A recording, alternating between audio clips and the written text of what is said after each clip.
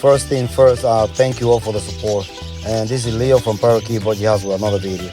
In this video, I'm going to show you how a male is taking care of 2 females in the same box and 5 budgies. So that's a total of 7 plus him.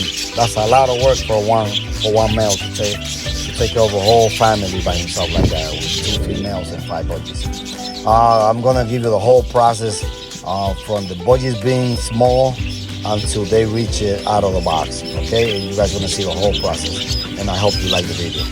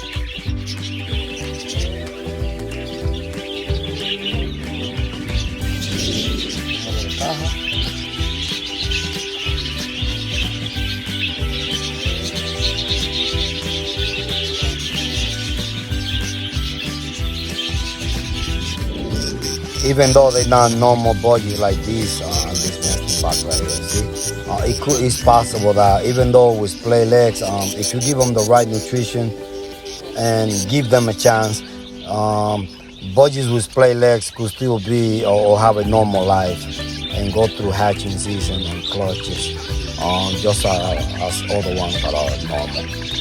Just letting you know that don't give up on the play legs budgies.